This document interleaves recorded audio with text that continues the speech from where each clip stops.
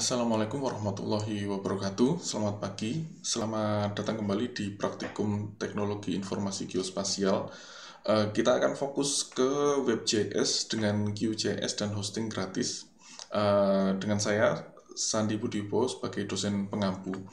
And for you guys from abroad, actually I made this video for my students at Faculty of Geography, Gadjah Mada University in Indonesia. But I'm so sorry, I will speak in Indonesian, but I do hope that you can still follow this video because everything is written in English. Untuk memulai saya ingin menjelaskan tentang WebJS itu sendiri. Jadi ada beberapa jenis WebJS yang bisa kita pakai di sini. Yang pertama adalah Web App Builder dari ArcGIS. Tentunya ini berbayar. Kita bisa menggunakan ini karena di UGM sebetulnya sudah punya MOU dengan Esri sehingga kita bisa menggunakan ini. Yang kedua adalah Vue.js menggunakan plugin Vue.js to Web yang di dalamnya terdapat leaflet dan open layers. Ini gratis, semuanya bisa memakai. Jadi saya kira ini tepat sekali untuk diunggah di YouTube untuk materinya. Setelah itu ada Google Maps juga bisa dipakai sebagai WebJS. Keduanya ini tentunya sangat banyak pemakainya, khususnya untuk Vue.js dan Google My Maps karena memang free of charge, semua bisa mengakses itu. Yang ingin saya sampaikan di sini adalah untuk hostingnya nanti akan menggunakan Monsta FTP dengan maksimum file upload size sebesar 5 MB. Jadi kalau file yang terlalu besar akan otomatis di delete oleh Monsta FTP. Jadi semua file ukurannya harus lebih kecil dari 5 MB. Yang saya gunakan di sini adalah Vue.js versi terbaru, versi 3.12 yang baru saja keluar, dan di sini saya akan mencoba menggabungkan dengan acara praktikum sebelumnya yang menggunakan GeoServer, Open GeoSuite yang menggunakan Web App Builder yang bisa kita download di link ini. Kita akan mencoba bagaimana kita mengintegrasikannya di Vue.js, dan yang kedua tentunya kita menggunakan Vue.js to Web. Kita coba saja mengakses link di sini di GitHub untuk mendownload Web App Builder dari Boundless Software. Jadi ini saya sudah mendownload dan kita masukkan pluginnya ke directory di sini di user, lalu masuk ke Vue.js 3, masuk ke folder profile, default, Python, dan plugin. Kita kopikan saja file yang sudah diekstrak ke situ, ke dalam file itu untuk dijadikan plugin. Tetapi sayangnya setelah saya coba itu hanya terbatas untuk Vue.js dari versi 2 ke versi 2.99. Jadi karena saya sudah menggunakan Vue.js versi yang 3, ini sudah tidak bisa dipakai lagi. Sebagai alternatif, saya menggunakan Vue.js to Web yang bisa diinstal online dengan cara install plugin seperti biasanya di Vue.js dan mengaktifkan plugin tersebut.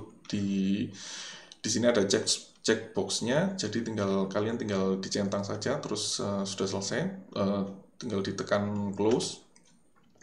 Setelah itu masuk ke project templates, di situ diklik saja, dan ini adalah halaman awal Vue.js. Saya kira semuanya sudah sering memakai Vue.js ini.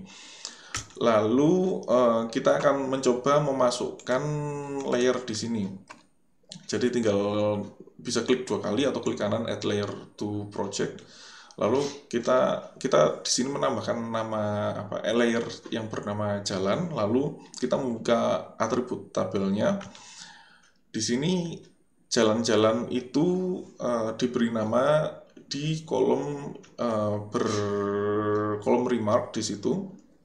Jadi kita akan membedakan untuk simbol-simbolnya di properties jalan itu tadi dengan categorize simbol. Lalu kita pilih untuk remarknya dan kita lihat semua. Di situ ada jalan arteri, jalan kolektor, jalan lain, jalan lokal, jalan sedang dibangun, dan jalan setapak. Kita coba ganti warnanya sesuai dengan urutannya. Jadi jalan arteri paling besar, warna merah paling besar, lalu yang lainnya jalan kolektor, jalan lain, jalan lokal, dan jalan sedang dibangun. Itu semakin kecil ukuran garisnya. Nanti jadinya akan seperti ini, dan tampilannya untuk QGIS seperti ini. Jalan arteri tentunya paling tebal, warna merah paling tebal. Selanjutnya jalan-jalan yang lainnya tetap warna merah tapi ukurannya paling kecil. Dan kita lihat di sini untuk filenya itu untuk database-nya sebesar 14 MB, sedangkan data shapefile-nya sebesar 5 MB. Kalau digabungkan menjadi 19, dan itu terlalu besar untuk Monsta FTP.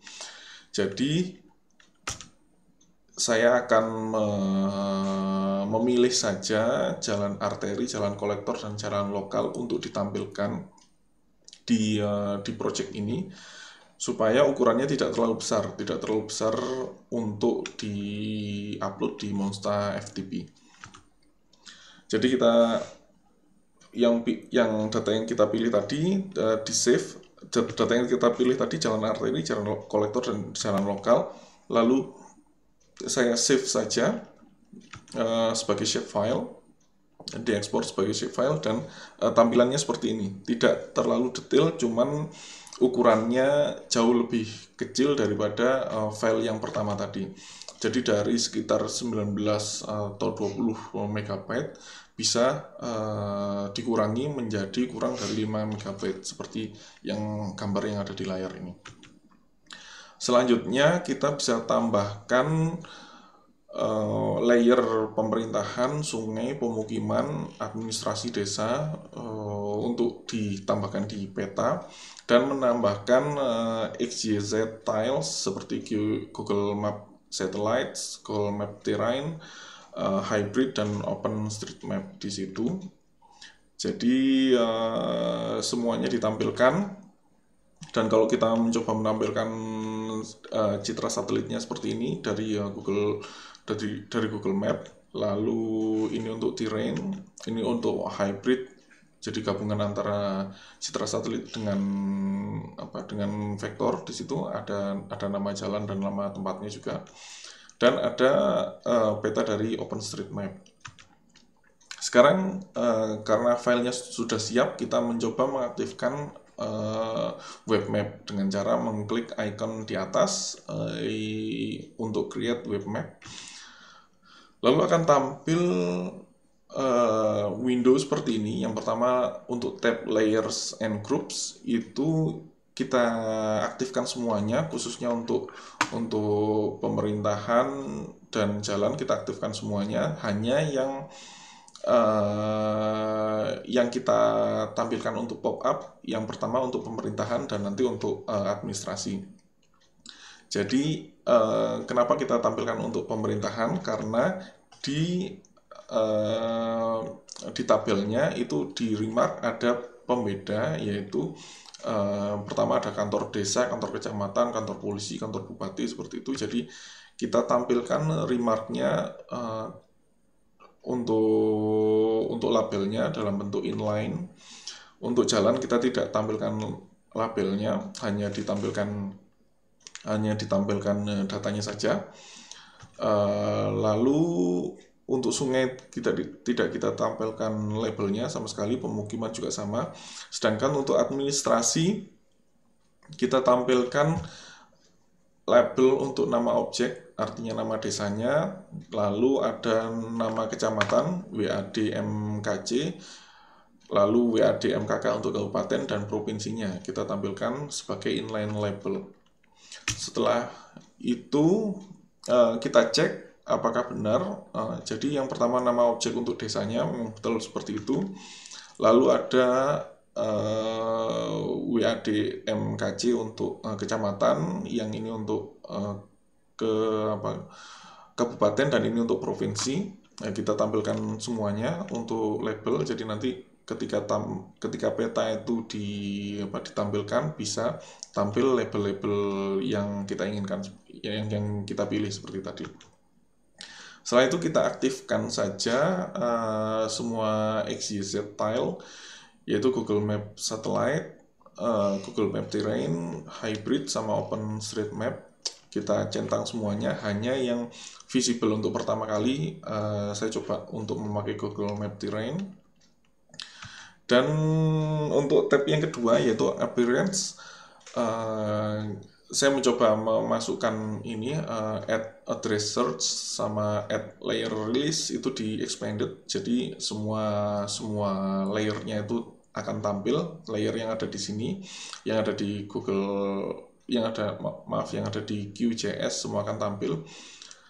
Lalu kita coba untuk measure toolnya, saya taruh metrik, jadi unitnya metrik untuk mengukur jarak di peta itu kira-kira seperti apa, seperti apa jauhnya itu dalam satuan metrik. Lalu template-nya full screen. Setelah itu max zoom level sama min zoom levelnya tidak saya rubah sama sekali. Terus untuk ekspornya diekspor ke folder dengan kita browse folder mana yang akan dijadikan sebagai tujuan. Untuk setting tidak ada perubahan, help juga tidak perlu. Lalu kita akan coba untuk ekspor data tersebut di OpenLayers. Kita bisa lihat websitenya OpenLayers seperti ini, tapi kalau di sini ada di window bagian bawah sebelah kiri, di sini ada klik pilihan untuk OpenLayers. Kita coba untuk update preview, tetapi tidak muncul karena measure toolnya metric, saya tidak tahu kenapa. Tapi kalau measure toolnya diganti non, tidak ada fasilitas untuk pengukuran di peta, di sini petanya akan tampil untuk OpenLayers. Jadi nanti tampilannya yang ada di web akan seperti ini untuk previewnya. Setelah itu kita ekspor saja sampai selesai. Setelah kita ekspor, nanti akan otomatis keluar petanya kira-kira seperti ini tampilannya. Yang ini petanya masih offline, jadi servernya masih komputer saya sendiri. Kira-kira nanti yang akan tampil di web seperti ini. Dan kita coba untuk lihat filenya di OpenLayers, itu ada 5 folders dan 1 index. Ini semua tipenya HTML untuk indeksnya, jadi kita coba buka saja. Ini untuk coding untuk HTML-nya, kita tidak akan merubah banyak-banyak, kita hanya menambahkan title di situ. Di baris kelima, yaitu kita masukkan title untuk WebJS strip OpenLayers, itu saja, supaya nanti kalau dibuka di browser itu akan tampil titlenya WebJS. Kita save saja, lalu nanti tampilan di browser akan seperti ini. Yang pertama, kalau yang ini sebelah kiri itu tabnya judulnya index.html sebelum diganti, dan setelah diganti judul tabnya akan berubah menjadi WebJS strip OpenLayers, seperti itu. Selanjutnya kita coba menggunakan leaflet. Seperti apa sih kalau menggunakan leaflet? Untuk menggunakan leaflet, settingnya hampir sama seperti tadi, hanya merubah pilihannya dari OpenLayers ke leaflet di bagian bawah window ini. Lalu measure toolnya saya ganti dari tadi non ke metric. Lalu kita coba untuk update preview, akan tampil seperti ini, hampir sama seperti OpenLayers tadi, hanya bedanya di sini ada tools untuk mengukur jarak di dalam peta dalam satuan meter. Setelah itu kita ekspor. Setelah kita ekspor sampai proses ekspornya selesai, kita lihat struktur filenya seperti apa. Jadi di sini ada 7 folder beda dengan open layers tadi, ada 7 folder dan 1 index.html. Di sini kita coba buka indeksnya di browser. Jadi tampilannya hampir sama seperti tadi, tidak jauh beda. Dan indeks ini bisa dibuka juga untuk kodenya. Saya hanya menambahkan title seperti tadi. Jadi ini untuk WebJS leaflet. Lalu tinggal kita save saja tadi kodenya dan kita rubah nama tabnya dari index.html bla bla bla menjadi WebJS strip leaflet seperti itu. Setelah itu ada pilihan yang ketiga yaitu Mapbox. Kita coba saja, tinggal kita pindah pilihannya di sini dari leaflet kita pindah ke Mapbox GLG JavaScript. Setelah itu kita update preview. Tetapi sayangnya di sini ada message error tentang yang berkaitan dengan Python. Saya kira ini saya coba berulang-ulang tetap saja ada error. Mungkin itu ada kaitannya dengan QGIS 3.12 karena memang ini versi yang baru, tapi saya masih belum coba untuk QGIS 3.10 yang LTR. Mungkin bisa, mungkin tidak, saya belum pernah mencoba. Mungkin kalian bisa mencobanya sendiri. Setelah itu kita akan mencoba mempublish WebJS di website. Protokolnya itu sebetulnya sederhana sekali. Yang pertama, mempersiapkan websitenya. Yang kedua, kita copy file index.html ke control panel atau ke file manager di website itu sendiri, di hostingnya. Lalu kita mengcopy semua folder yang berkaitan dengan index.html itu tadi ke control panel atau ke file manager di website itu sendiri.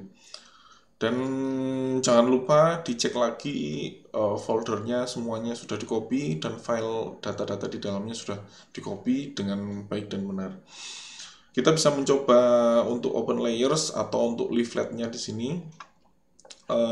Kalau saya akan memberi contoh untuk leafletnya. Di sini saya akan mengcopy semuanya ke website.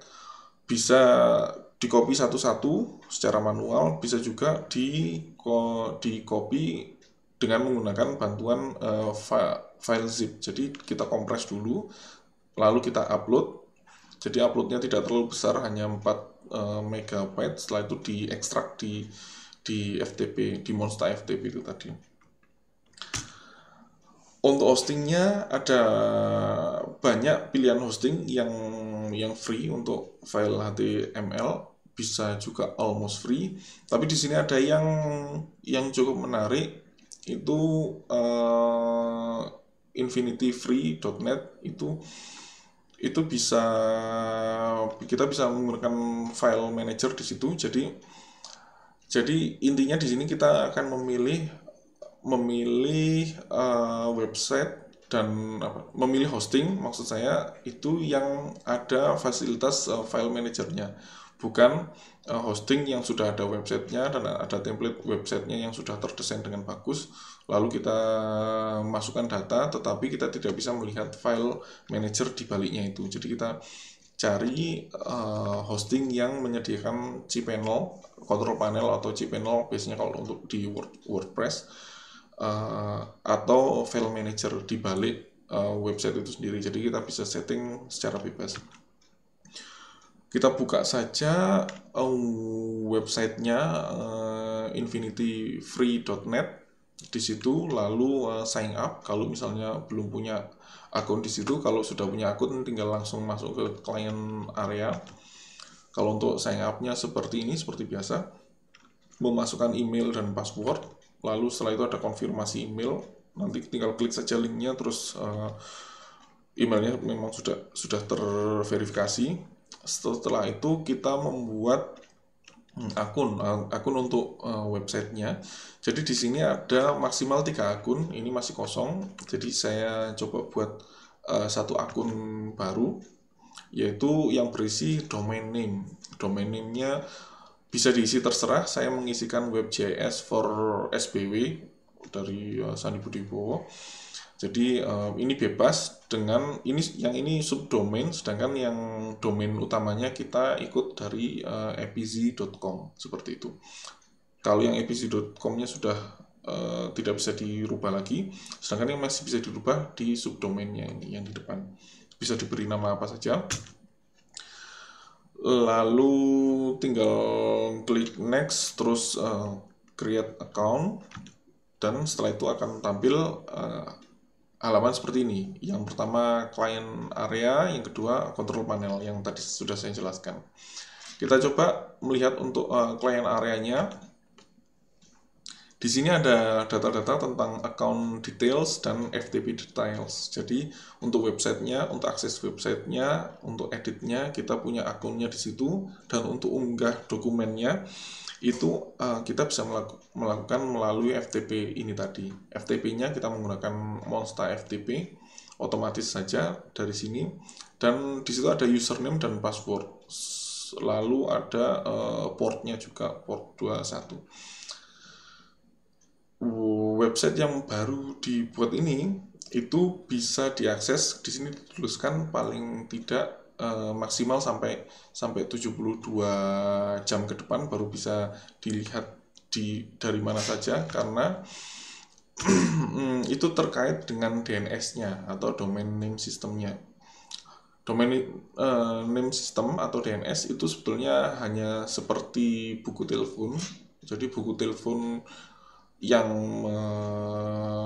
menyertakan semua alamat-alamat internet, termasuk IP, maksudnya tentang IP address-nya di situ. Ini membutuhkan beberapa lama. Jadi memang setelah membuat website kadang-kadang tidak langsung bisa tampil, jadi masih nunggu beberapa lama dulu. Ini saya masukkan alamat websitenya, webjs for sbw.epz.com, masih belum tampil apa-apa. Lalu saya ingin mencoba untuk manage di situ. Di sini yang bisa kita lihat ada control panel, file manager, edit account, dan deactivation history. Yang penting di sini adalah file manajernya, tapi untuk mengakses file manager harus membuka control panel dulu. Jadi kita aktifkan dulu control panelnya. Kita buka di sini untuk control panelnya. Di sini setelah login ke control panel, baru kita bisa mengakses file manager. Di file manager ini isinya seperti ini. Kalau file manager tadi dibuka, kita tidak bisa mengupload files di sini. Ini jangan dirubah sama sekali di Monster FTP ini. Kita bisa mengupload di folder htdocs yang gambar kuning ini. Lalu tinggal kita buka saja. Untuk upload segala macam file itu ada di sini. Jadi intinya kita memindah file yang sudah diekspor dari QGIS to web, lalu kita upload ke sini. Untuk sebelum upload, karena uploadnya kadang-kadang agak susah karena trafficnya mungkin padat sekali di Monster FTP, kita coba dulu untuk mengecek kira-kira websitenya ini memang bisa dipakai atau enggak. Kita coba dengan new file, kita buat index.html, kita klik OK saja. Di situ kita buka index.html, masih kosong di dalamnya, dan kita coba ketik saja. Apa yang ingin kita tampilkan, hanya untuk mengecek websitenya itu memang betul-betul aktif atau enggak. Jadi kalau saya ketik ke test website, kita taruh index web.js di sini. Saya ketikkan itu, dan kita coba lihat di websitenya. Di website sudah tampil apa yang sudah saya ketikkan di file HTML tadi. Lalu file HTML tadi saya hapus saja karena yang diakses memang index.html. Kalau index 2 ini hanya hanya backup saja dari index.html. Lalu kita coba upload, bisa upload bisa upload file, bisa upload folder, bisa upload zip. Kita coba yang pertama kali ini untuk upload zip. Jadi setelah upload zip, saya akan mencoba mengupload leaflet.zip. Jadi file yang sudah dikompres tadi kita upload. Yang pertama saya hanya mencoba untuk upload saja sampai selesai dan ditransfer ke server. Jadinya seperti ini, leaflet zip-nya sudah ada. Setelah itu kita ekstrak. Setelah ini sedang proses ekstrak, agak lama untuk proses ekstraknya, tetapi untuk proses upload di sini yang secara manual kadang bisa, kadang susah. Hanya kita perlu bersabar karena memang uploadnya untuk file yang kecil saja itu butuh waktu yang lama. Solusi untuk permasalahan upload yang kadang-kadang ada dua permasalahan. Yang pertama, could not read line from socket. Yang kedua, kadang-kadang ekstraknya terlalu lama jadi time out. Jadi kita menggunakan file Zilla di sini. Kita download saja file Zilla. Lalu dari file Zilla tampilannya akan seperti ini.